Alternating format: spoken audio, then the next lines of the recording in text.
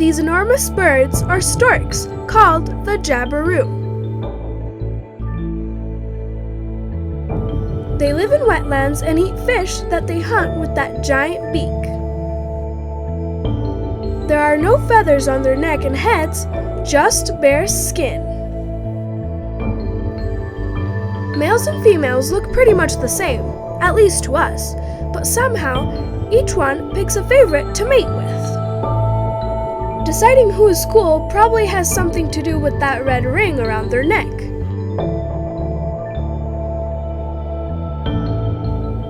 They build this huge nest out of sticks that may not look too comfortable, but just think of the view.